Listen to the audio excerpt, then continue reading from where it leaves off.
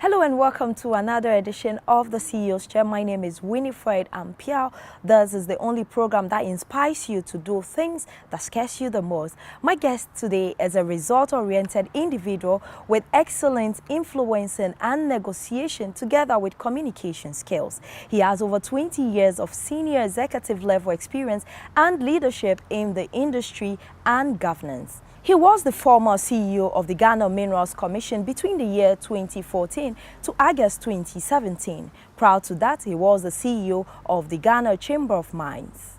But before joining the Ghana Chamber of Mines, he was the Director of Corporate Affairs, Talo Ghana Limited, where he provided a high-level professional leadership and support for the public affairs and corporate social responsibility programs of the company's operations in Ghana. He also led the development and implementation of the company's stakeholder engagement strategy, as he played a leading role in the development and implementation of the company's communication strategy in Ghana. It must also be said on record that he was the one who led the official inauguration of the Ghana's first oil production right here in the country. My guest for today is the Achimpimhene of Wassa Daman in the Wassa Fiase traditional area. He is in the person of Dr. Toni Aubynn. Let's welcome Doctor. Hello, Doctor. You're welcome to the CEO's Chair. Thank you very much. It's a pleasure having you. Thanks for inviting me. All right, kindly have a seat there. Thank you.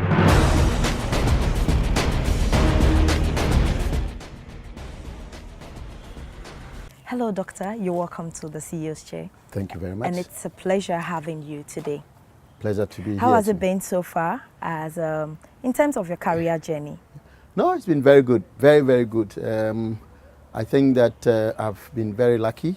Okay. I've had a very smooth career, having just come straight from abroad into a job and then stayed in that for almost 20 years. And then I've also been lucky to have spanned my career across the space of extractive industry.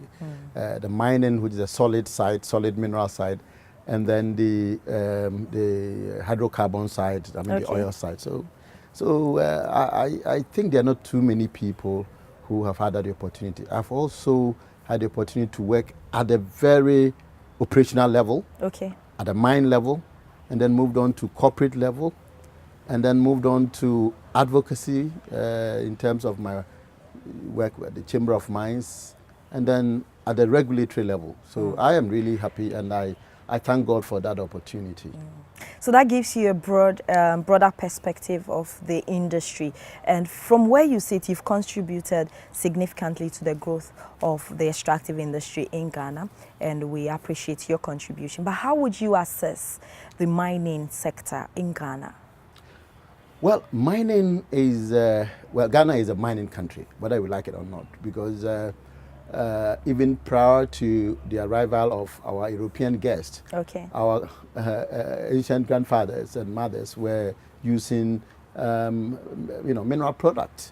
They were using gold as ornaments. You know that our chiefs used to use, and they still use, gold ornaments, and gold was a means of payment if somebody was in debt. Somebody may want to go and mine to pay the debt. In my village, there's a place which used to be called Shiaka. Yes, the burner of debt. It burns. It burns debt. So if you are in debt, you go there, you go and mine, and you burn your debt. So they call it Shiaka. And then there was a place also called Esikim. Esikim means where money was. So, it meant that these ancient people worked with minerals long before the Europeans came to Ghana.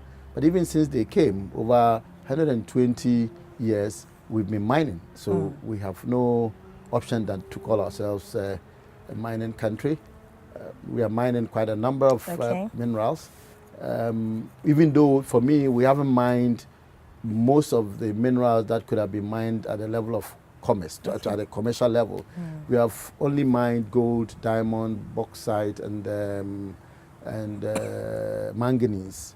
And these have been mined to the extent that the value that we get is actually largely from gold.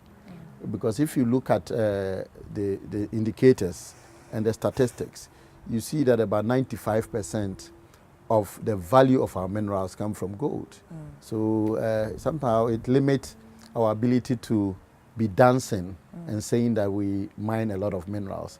In a way, it looks like we are a mono-mineral country. But we have a lot of minerals. We have those that we haven't tapped. We have those that we are tapping only for internal use, local use. You know, the sea, for instance, is full of salt, which could be tapped for commercial purposes.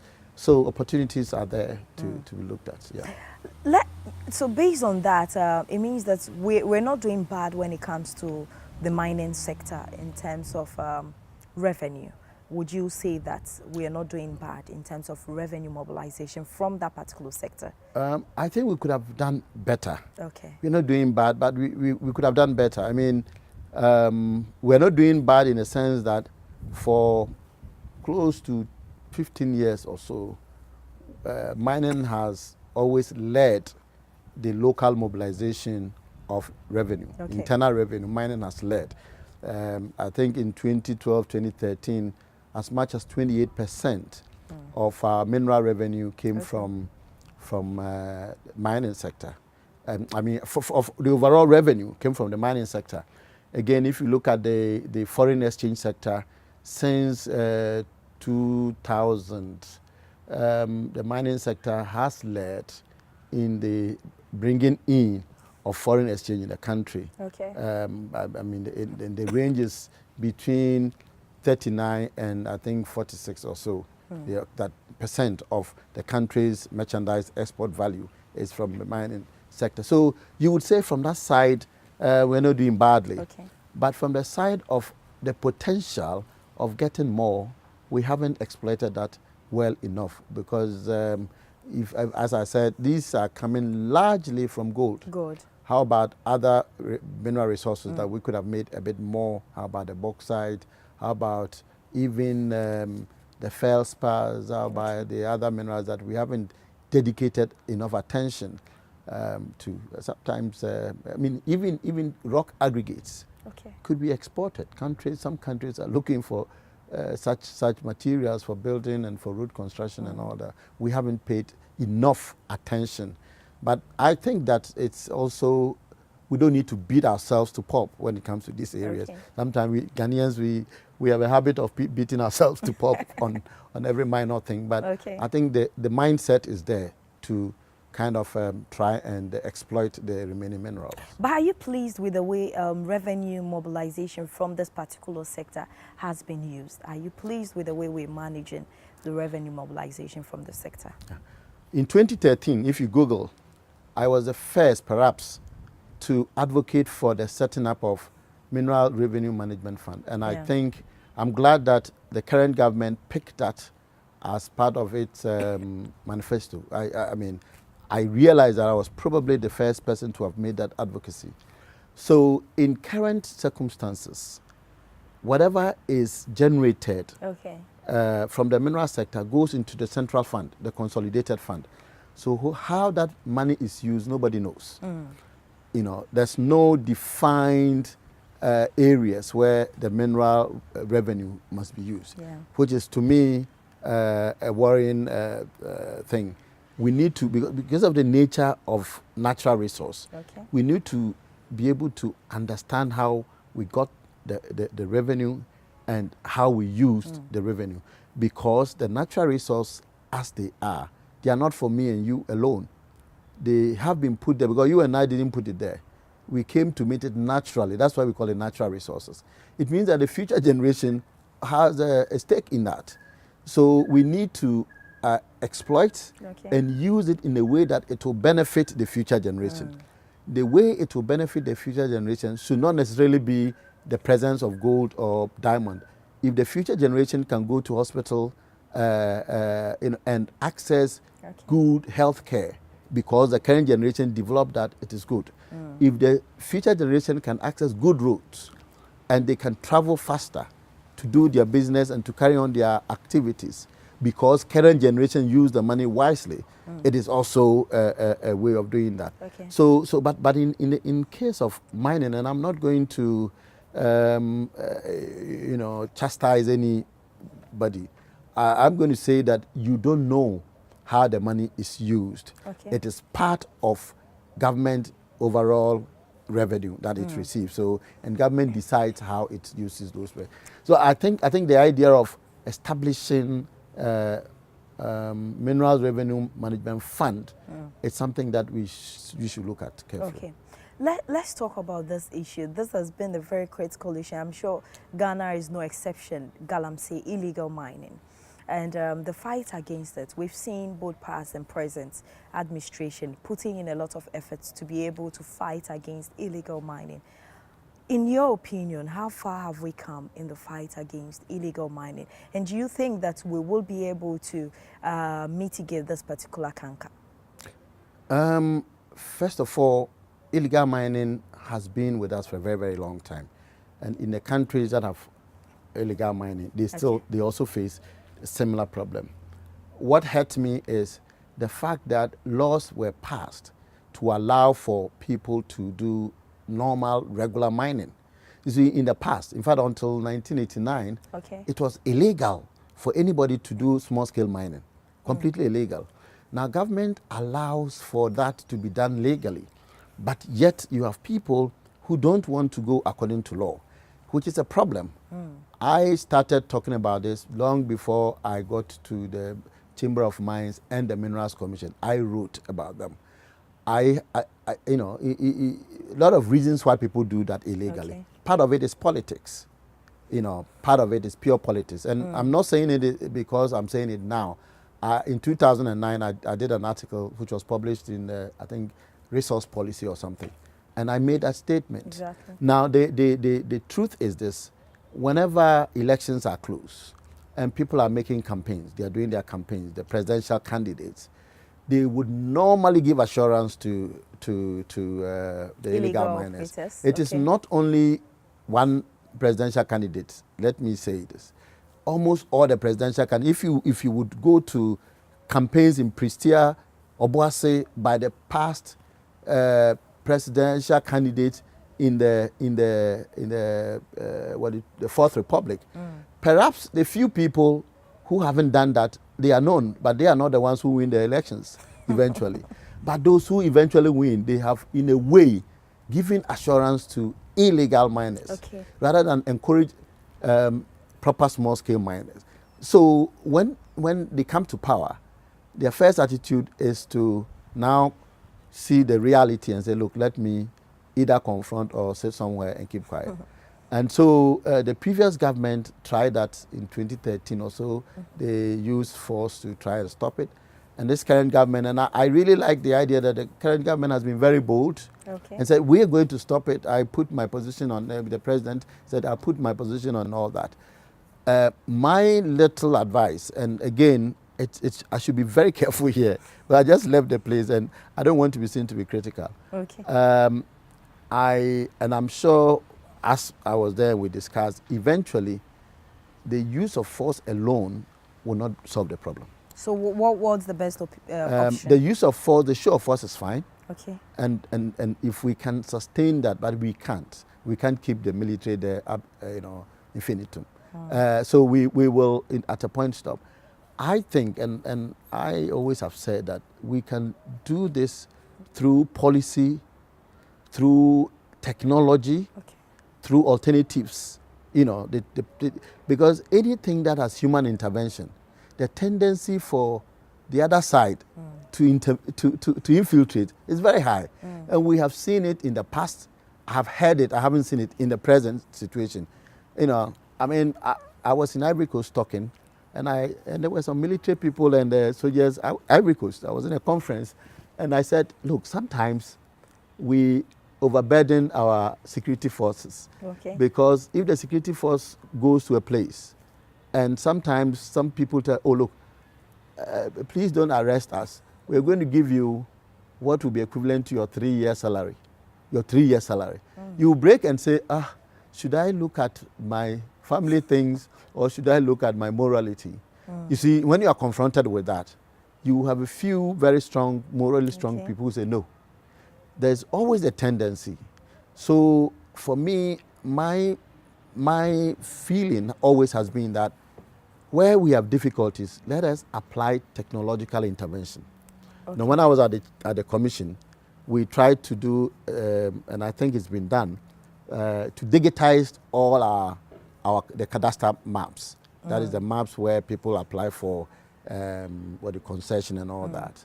Now, once that is digitized and you want it, you don't have to ask me whether there's a ground there.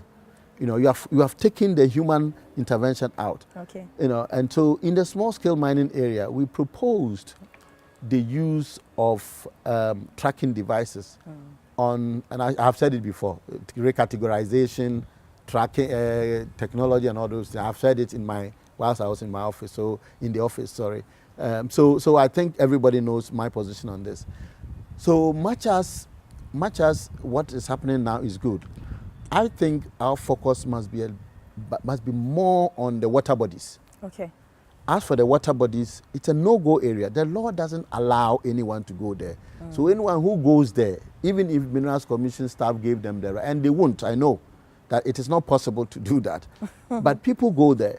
If we are able to really control that, and I propose that for the water bodies, maybe once in a month or so, you can, if you see helicopter hovering on our major water bodies, at least people will know that we are serious. But on the land, we have to manage it. We have to, because there are those who also have acquired their licenses and are doing it properly. A few of them doing it properly. So we need to also ensure that whilst we are exploiting, we are trying to manage the environment, which is really the issue. We also do not overly create a situation where those who have gone through the law, followed all the rules, also be negatively impacted. So I really think that the attempt is bold, attempt by government is bold, but we have examples to learn from. I mean, the 2013 example, which only cost a lot of money. At the end of the day, the military had to be pulled back to barracks to do other things, and then we went back to square zero. I'm afraid if we don't, and I'm sure because the government has really set up an interministerial committee, I'm sure they're doing very great work on that. But we need to find ways and means of reducing human intervention. So then, I'm sorry to cut in, then it means that our current approach is not sustainable. I don't actually know what our current approach is because I've not been there in the last, I left in August. But I'm sure you're still monitoring. Yeah. But the MMIP approach is good. Okay. It's good, but you know, we say we're doing policy, we're doing alternatives. The alternatives we need to be critical about. Okay. It is good, but we need to be critical because for those who are in illegal mining, the returns to them are so high that the alternative that you propose must be equal or a little higher, which is difficult to get. Sometimes the gestation period for the alternative may be a little longer. For example, if you ask the person to go and do oil palm farming, which is fantastic, the person will say, so between now and 3 years, when my oil palm will start fruiting, what happens? And those are the critical questions that we need to ask. So it is not a bad idea to create that alternative opportunities. But how would that be effective? What would be the impact? The policy, I mean, when we propose, and I don't know if the MMIP will pick on that, on recategorizing small-scale mining. Because under our current circumstance, the law says there are only two categories of mining, large-scale and small-scale. Simple. But what we see happening in the so-called small-scale sector is medium-scale and some even large-scale. So if we segmented, then we would actually get our hands around them easily. You know, there are not too many problems at the large-scale companies, because you know what? In this country, there are less than 20 major large-scale mining companies in the country. Yeah. Less than 20. So you can wrap your hands around them.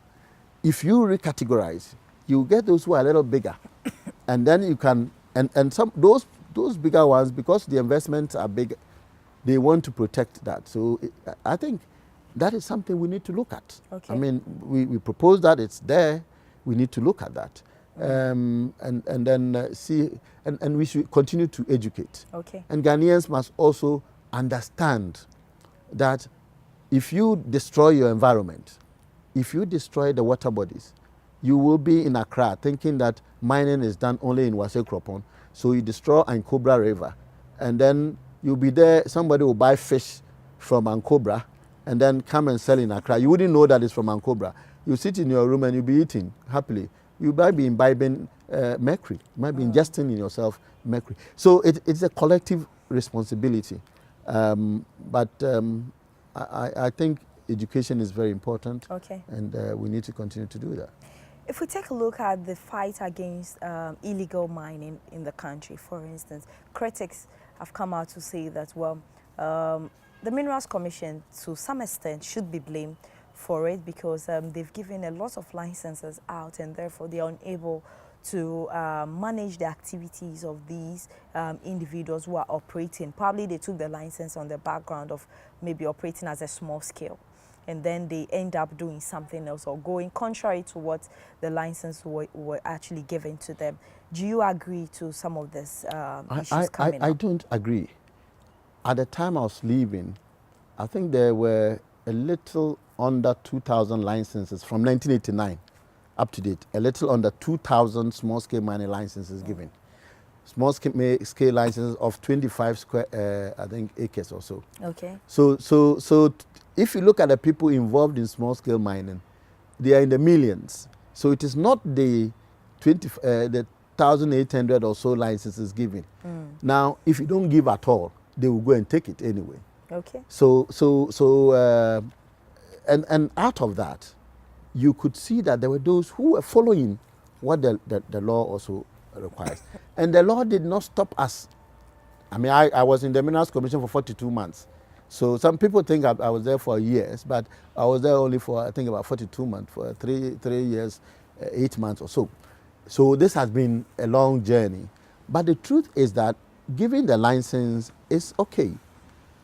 If you could monitor them properly, and this is why I was talking about technology. Yeah. If you have an institution which has a population of 241 or 224, forgotten the figures, but definitely less than 250 staff, looking at all the minerals, large scale, small scale, and everything from Daman to Zwalugu. So obviously you can't have them. Some are sitting in the office doing what the official, and our rule is regulation. Okay. Minerals Commission, their responsibility is regulation, key one. So there are those who need to enforce regulations. Sometimes this distinction, there were times when I said it and people said, no. It's like the highways. Okay. The highways they construct the road, or they supervise the road, they do the regulation on the road, they put 50, 100, 80 speed limit, but they don't stand by the road checking whether you are driving 50 or 100. That means they have done their regulation. Okay. Somebody is enforcing. If you go to DVLA for your license, the DVLA will issue you with your license, the driver's license, but they will not check and see whether you have it, because the regulation is that, the law is that you must have a license before you drive. So somebody enforcing will say, do you have a license actually given by DVLA? That's how it is. So if somebody, if illegal mining was going on closer to a police station, and the police, I'm just giving that as an example, says, oh, the Minerals Commission is not there, so we can't do it. I mean, what is that? And there are instances where we have heard that we can't do it because the Minerals Commission has to write a letter to us, has to do this. Is it that mandates are not clearly spelled? But maybe it is clearly spelled. We would come back to that. Let's go for a very short commercial break. You're watching the CEO's Chair live on BTA and GNTV UK. We'll take a very short commercial break. When we come back, we'll continue our discussion right here on the CEO's Chair.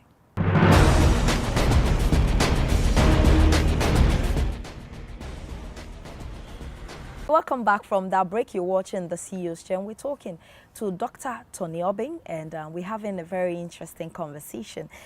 Before we went on break, I was asking, is it that mandates are not clearly spelled? Because if you have those who are supposed to enforce, thinking that the regulators are supposed to be there to ensure that the right thing is supposed to be done, why are we having this conflict? Well, it's difficult to tell you why, because it shouldn't be. Okay. There should be collaboration between the law enforcement agencies and the regulators. You know, that probably has not existed well enough, and so we need to deepen that kind of relationship.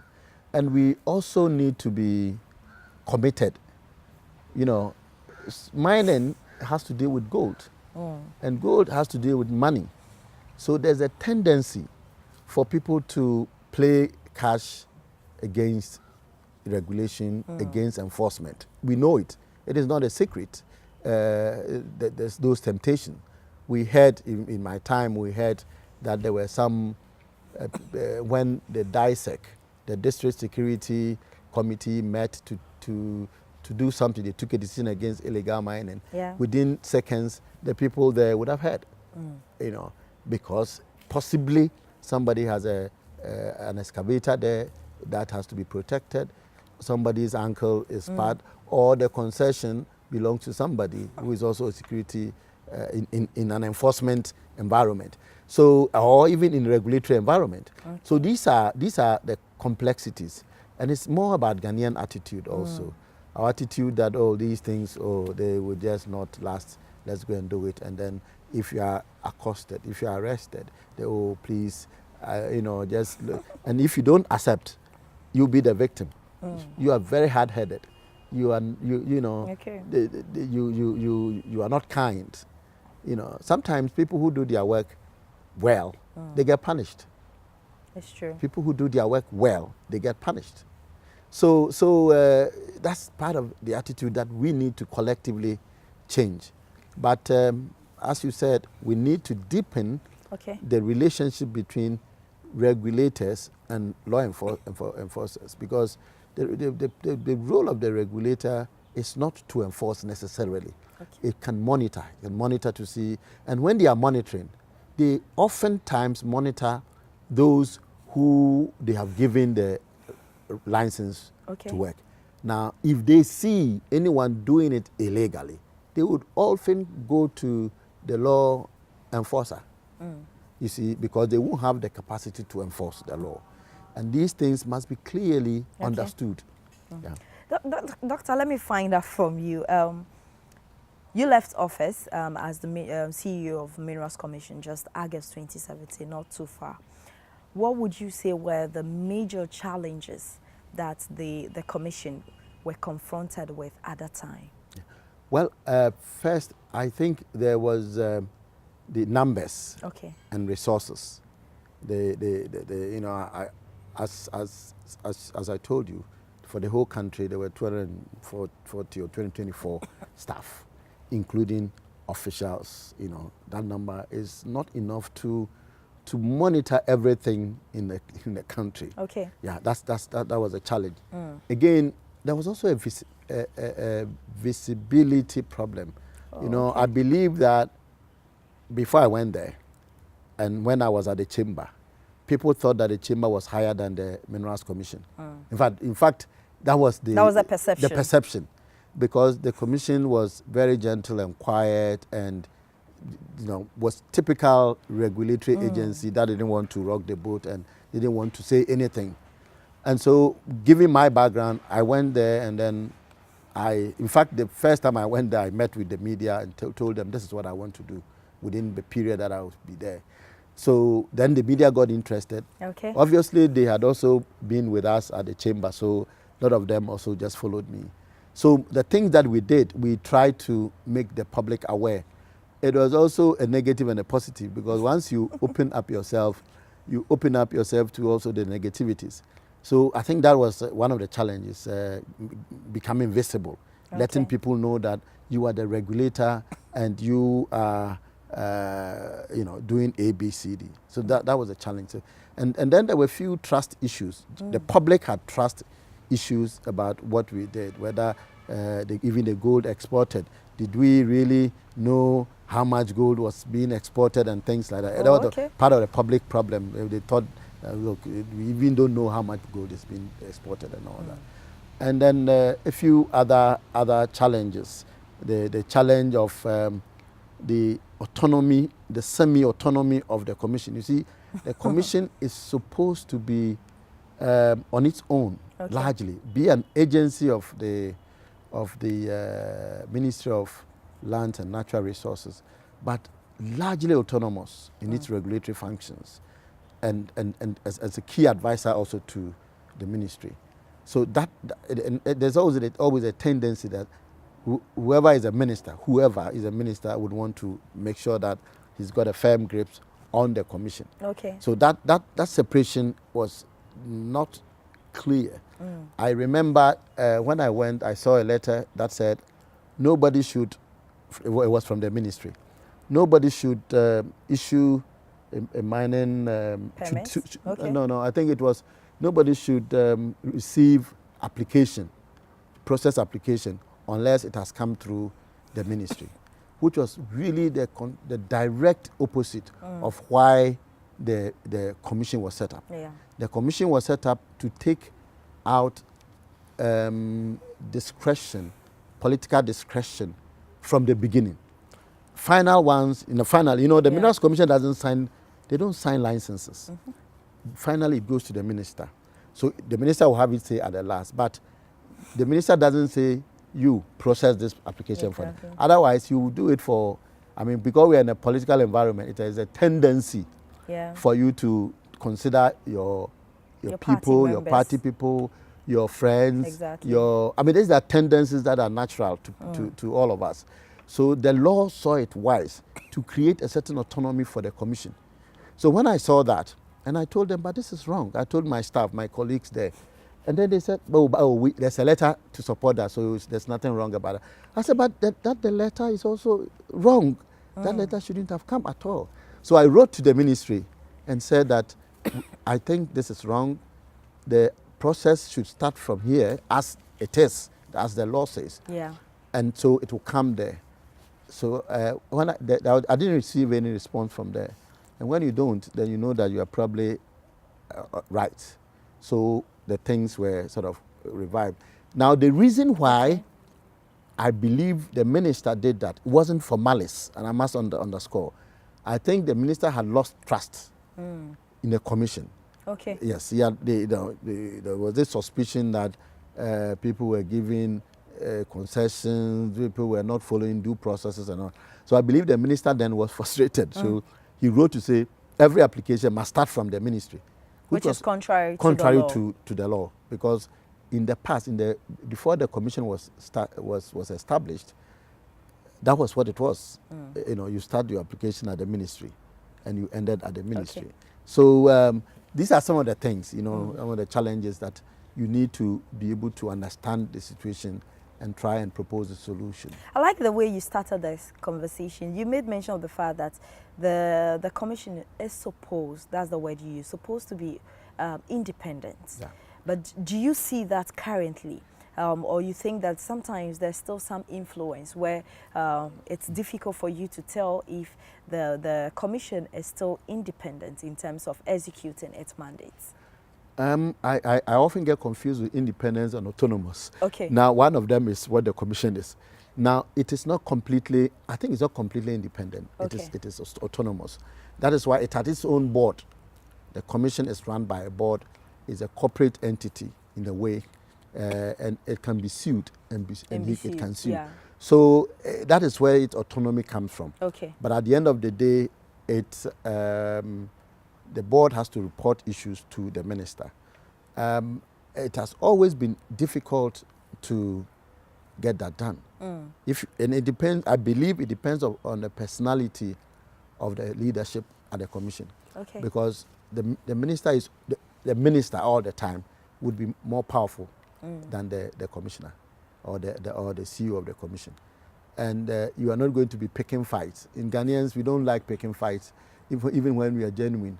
And maybe we are also afraid that we'll lose our jobs. Okay. So we tend not to we tend to do what they say, opposing terminado. So when a policeman steps on your toes, and instead of telling the police, oh, please move away, the policeman has stepped on my toes, because you're afraid that maybe he will arrest you or something, even though he will not. So that's the thing. But again, these are some of the institutional things that we need to really look at. Okay. Get the institutions to work.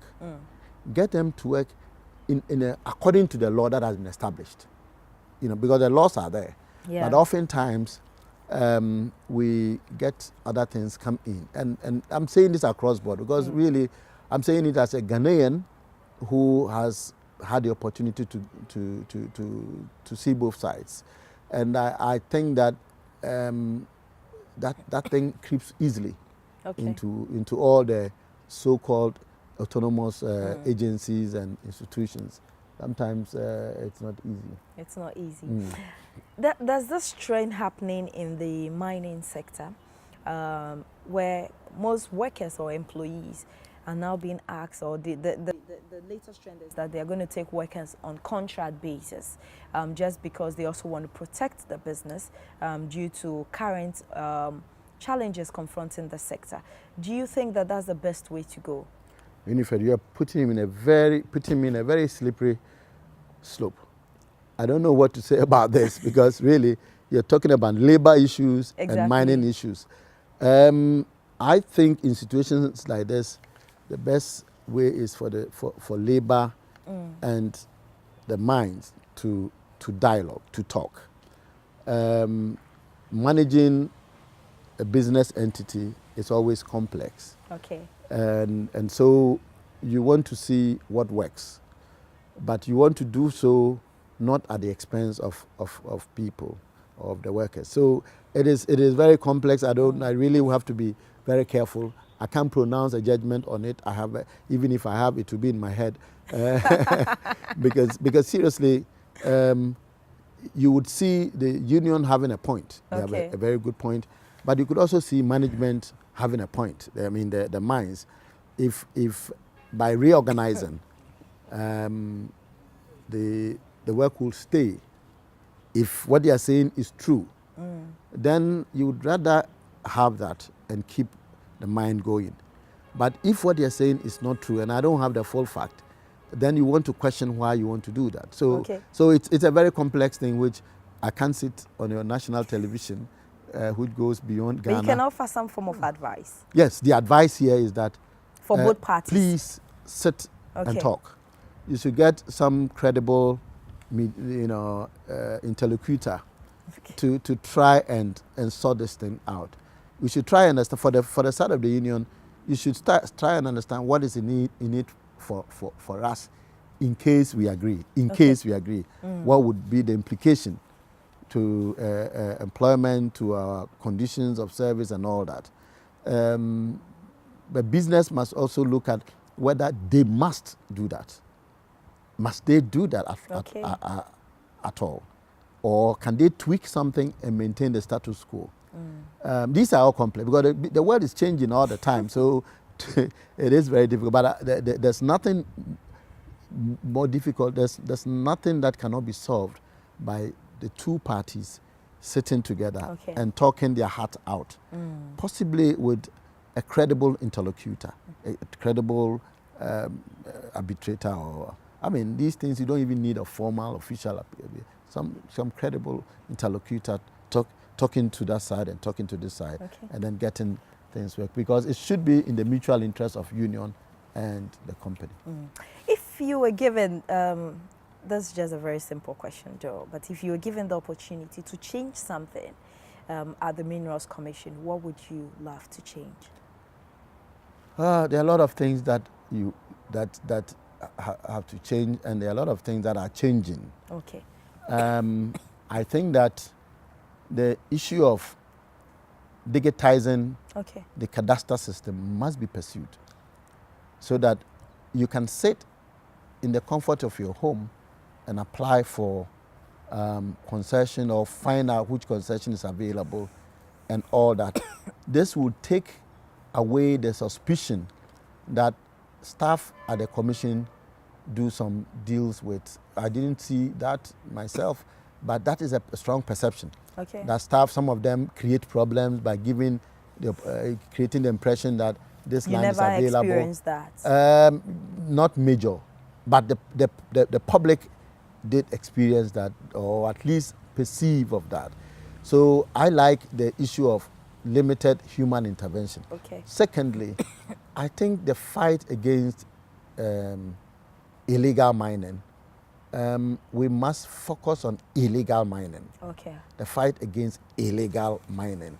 And then, because there are legal miners, okay. Some of which, in fact, I know there were a few that were doing something with Solidaridad. They were doing some assessment that would even lead to premium payment for the product. Okay. They were going to, So those people like that, they are doing legal. So I think that to achieve long-term solution, we need to look at technology. Okay. Technology, because gold. When gold is there, people will do everything to take it. But when they are not able to take it because the technology doesn't allow them to take it, they will sort of consider it again. So that's I think basically these are the two. And then also, and it's not the work of the Minerals Commission. They always propose, but the decisions are taken at the top. I think that we should look at our large-scale miners. Okay. Because it looks like attention is almost 97.6% on large scale, on illegal mining okay. now, which is good because they have been there for a long time and it's a difficult area to address. But we should also pay attention to our large-scale miners. We have to look at some of the issues that militate against investment, because in terms of investment, we used to drive. In fact, the mining industry used to drive investment in the country. They were the key areas of investment. I think our competitiveness is not sharp anymore, and we need to also focus on the large-scale mining side. Look at what their challenges are, because after all, in terms of what government gets, it is they who bring a lot. Even though I believe that if we organize things properly, small-scale mining can also bring us a lot, because as you know, the statistics is that close to 40% of gold produced last year or so came from small-scale miners. But of course, government will tell you that it didn't get that much from it in terms of internal revenue. Maybe government might have received from 0.01 or something. So gold is produced at that sector, but not much gets to government. Of course, employment is generated. A lot of people get work doing. Some of them use their monies well. I must say, I traveled around, and I saw that also in Tanzania. Recently, I was invited to Tanzania, and I saw that some of the top hotels and schools there were actually owned by small-scale miners. You see, because they get the money, they invest here. They are not going to invest elsewhere. So we need to have a fine balance between our attention on small-scale mining and large-scale mining. And that's a challenge, but we need to find a way out. Let's just wrap up our conversation on the industry. What's the prospects like for the mining sector in Ghana? The prospect looks good. When I joined the commission, my dream, which I didn't realize, was to establish a mine, was to lead to the establishment of a mine in the northern sector of Ghana. That was really my dream. I would have really loved to go out feeling that there's a major large-scale mine in Upper West or Upper East. So my first official visit was actually to the north, to the Wa area, to see the exploration activities going on. And then my last official visit, and I didn't know I was going to leave at that time. I wouldn't have gone on that. So my last official was also in the Upper West, in the Upper East, in the Bulga area, Namgodi area, to encourage very effective exploration activities going on there. And I am praying, inshallah, that we have a mine in the north so that the place will also be open. Okay. Because, despite the negativities that we see about mining, it has the potential of opening areas, creating the footpath for other industries to come and all that. So that's really what I want to see happen. The prospect is good. Okay. Gold, we still have gold a lot in the northern sector now. There are other minerals that we haven't exploited. Maybe we'll spend some time on them. And those that are development minerals that we can exploit in quantities that can be used even internally. We also have to pay attention. Okay. These days, lithium has become a name that most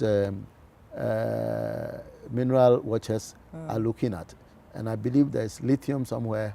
And if we don't have, our geologists must go to work and try and find more. And then Ghana will be blessed with that.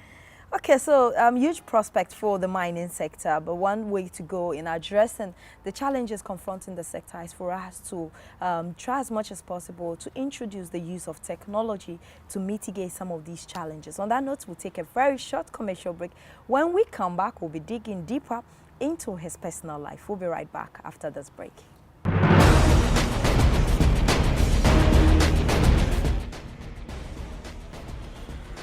You're welcome back from that break, and this is the CEO's Chair, and we're having Dr. Toni Aubynn, and that's the part I love the most because I get to hear things that few of you, or no majority of you, have heard before, and it's a time that we dig deeper into his life. Whether he likes it or not, we'll be asking some questions about that. Dr. Toni Aubynn, he happens to be the Achimpimhene of Wassa Daman in the Wassa Fiasi traditional area. Tell us, what's your traditional name as the Achimpimhene? Okay. My traditional name is Ampesi Bini Mreku the first. Okay. And recently, the Wassa Fiasi people gave me a title. They call Ochirekwan Ampesi Bini Mreku. Ochirekwan means pathfinder. Okay. So this was a title bestowed on me by the traditional council and Apinto traditional area as well, Takwa. Okay. So if you put that together, I am Ochirekwan Nana Ampesi Bini Mreku. Yes, that's my name. But you may not have heard it because. So how come this particular one has been on the low side? Because we always hear Dr. Toni Aubynn, and little do we get to know of the Achimpimhene and then your traditional name. Yes, the problem is that I don't know why. Even in my village, when I tell them, don't call me Dr. Aubynn when I'm here, people think calling you doctor that makes you very high. Okay. And I said, there's nothing higher than Nana if you're a chief. So have you seen Otumfuo being called Dr. something? And he's gotten all kinds of doctoral accolades. Yeah. But Otumfuo is really top. So you prefer the Nana to I mean, so now, but I think because I have been a professional person, okay. I've been working, and so people have been used to the Toni Aubynn thing. But when I go home, I use my name, and the people know me as Bini Mreku. So they would call me Nana Ampesi Bini Mreku. I know there are some people who wait. They want to find out, is it the doctor which is important, or is the Nana which is important? I was asked one day whether I'm being a chief or I'm being a cratchy. Like are you really doing the chief work, or you're doing the cratchy work? And what was your response? I said, Monday to Fridays I am cratchy, and then Fridays to Sundays? the next year, Sunday evening, I am because I have to work. I don't want to be at home sitting and expecting that people will bring you. These days they don't even bring the largest. Let's get to understand who you really are. Most people know you from your professional aspects, but how would you describe yourself?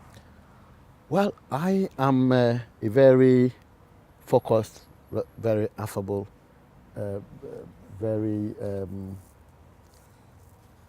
motivated individual. Always wanting to deliver on my objectives. Okay. Always focus on what I want to do. I don't give up. I am always very positive. Whatever happens, you know, recently when these things happen, people were like consoling you. I said, they were consoling you when you went off office? Yeah. And then I said, no. There was only one man who called me and said, Tony, congratulations. And I said, why? There's a senior person in this country. I said, Nana, why? He said, oh, don't you know that you've done very well? I've never seen anyone who has been asked to leave and people are raining praises on him.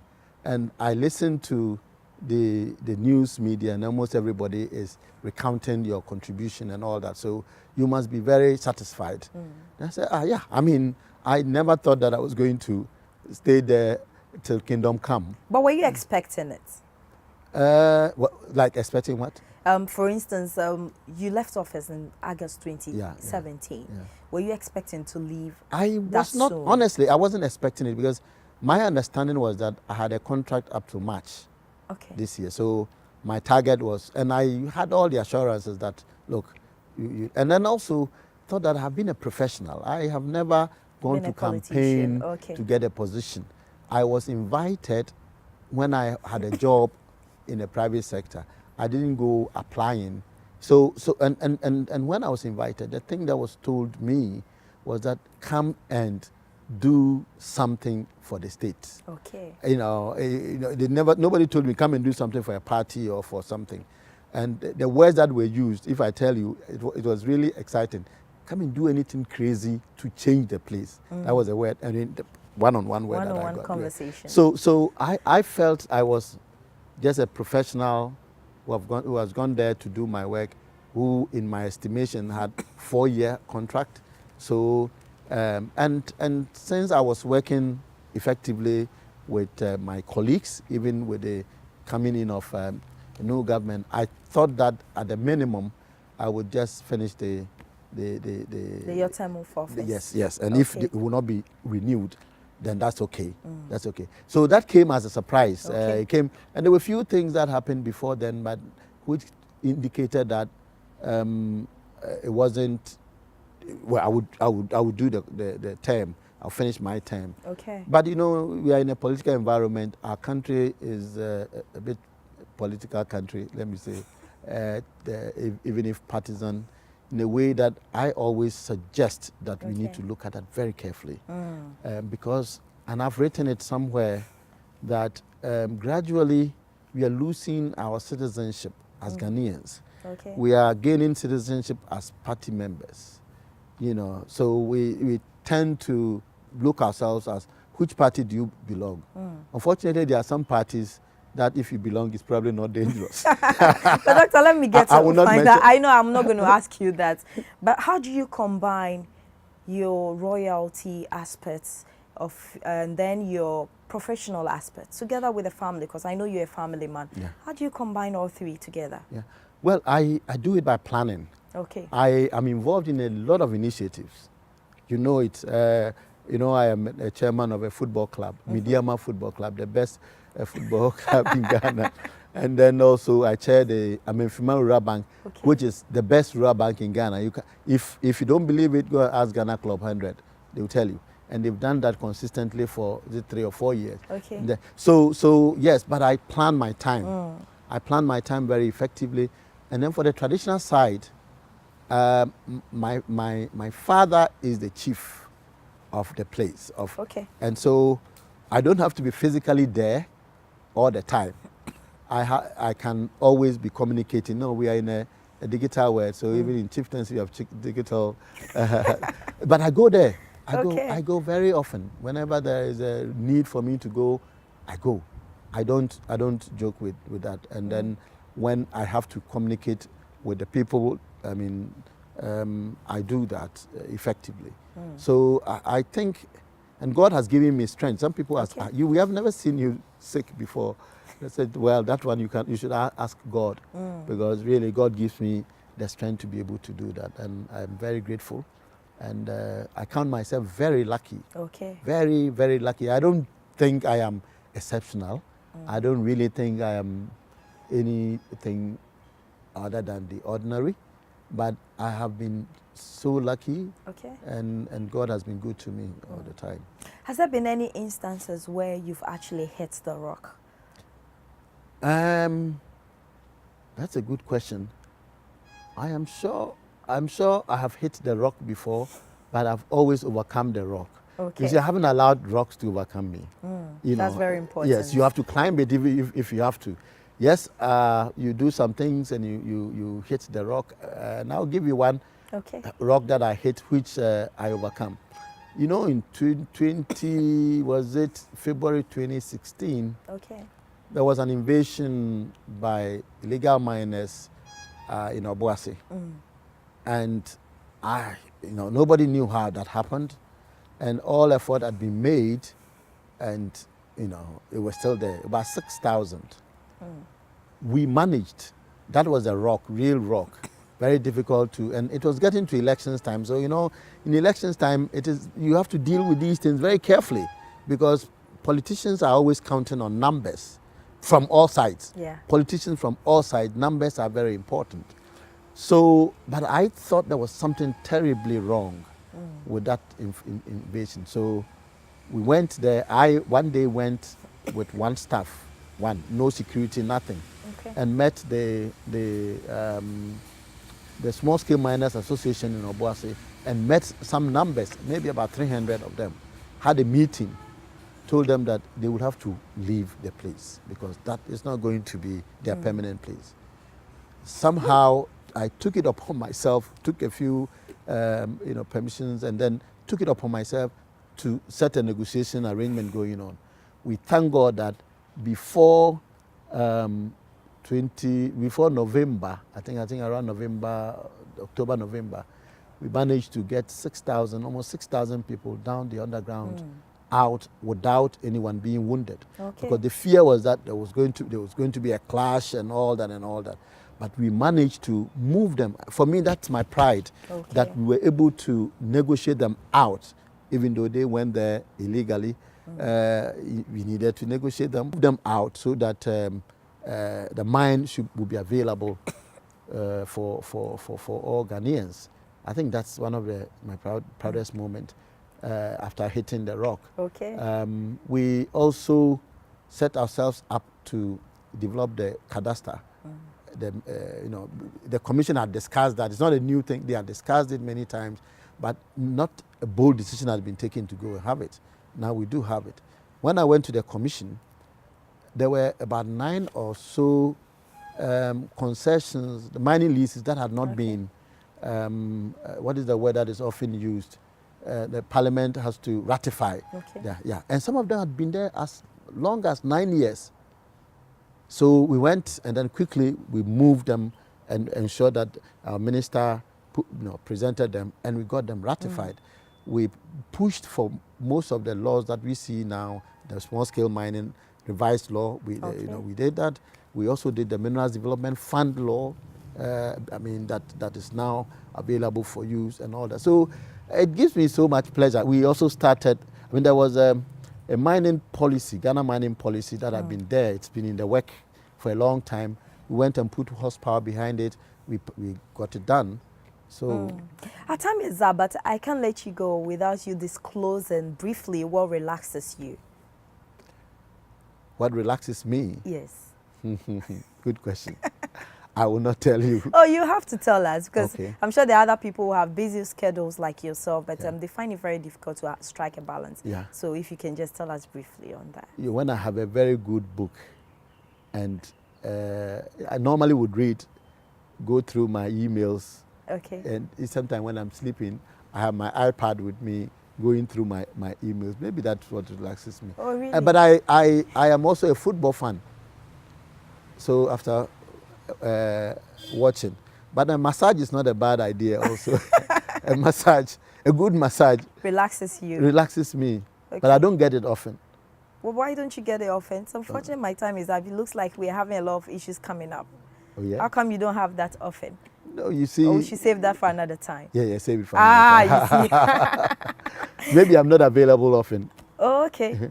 But I'm sure you forgot to talk about your Black Stars achievements. Oh yeah, what yeah. happened? Again, that's one of my proudest moments. Not okay. You know, in 2005, working with Goldfields, we initiated the first major sponsor, the first major soccer sponsor, which was, I think, a total of about $15 million.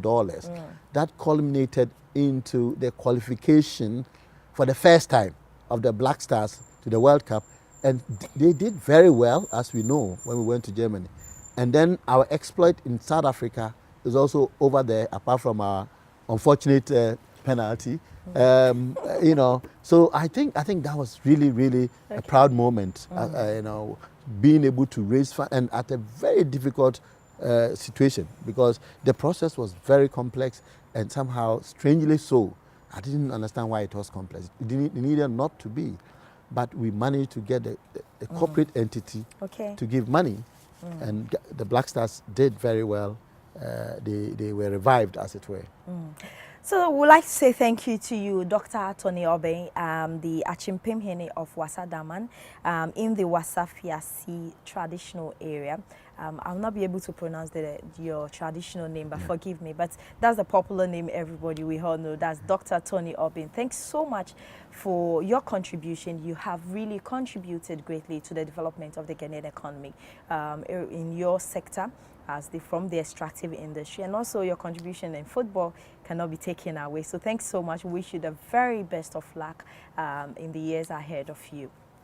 So thank you so much also for watching CEO's Chair, and we've been speaking to Dr. Toni Aubynn, and we've had quite a very fruitful conversation as we dig deeper into the issues of operation, that's the extractive industry, and then we talked about his personal life. I believe you have been informed, you have been educated, and do stay with us. Same time next week, we'll come your way with another exciting edition of the CEO's Chair. Let me take this opportunity to also acknowledge our sponsors. That's GTP New Style, more colors, more design, and also to Jine Jakoma for this particular design. I would like to say thank you. You can locate Jine Jakoma at East Legon, and also you can also follow us on Facebook as well, and tell us what you think about the program. We'll be glad to hear from you. My name is Winifred Ampiao, and do enjoy the rest of our programs.